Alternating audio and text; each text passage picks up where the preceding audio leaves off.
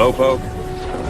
Just gonna poke it with a stick. បញ្យល់អត្ថន័យពាក្យអង់គ្លេស poke ជាភាសាខ្មែរបើត្រាពាក្យជាកិរិយាសព្ទយើងប្រើពាក្យមួយនេះដើម្បីមានន័យថារុញច្រានញុលឬប៉ះអ្វីមួយឬនរណាម្នាក់ដោយប្រើម្រាមដៃឧទាហរណ៍ He poked me in the cheek with a pen មានន័យថាគាត់បានញុលខ្ញុំលើថ្ពាល់ជាមួយនឹងប៊ិចមួយឬគាត់បានយកប៊ិចមករុញថ្ពាល់របស់ខ្ញុំន័យទីពីររបស់វាគឺចង់ពាក់ព័ន្ធជ្រៀតជ្រែកឬចង់ដឹងឬចង់ឮពីរឿងរបស់អ្នកដទៃជាពិសេសដោយមិនចាំបាច់ឬរឿងដែលមិនពាក់ព័ន្ធនឹងខ្លួនឯងឧទាហរណ៍ She keeps poking into other people's business មានន័យថានាងបន្តជ្រៀតជ្រែកឬចង់ដឹងចង់ឮរឿងរបស់អ្នកដទៃ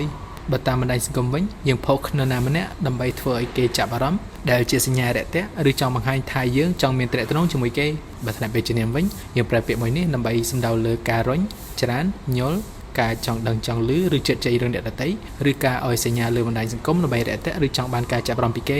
នៅក្នុងភាសាអង់គ្លេសបើសិនជាយើងចង់សំដៅលើមនុស្សម្នាក់ដែលធ្វើអ្វីមួយឬមានចលនាបែបយឺតៗយើងប្រើពាក្យថា a slow poke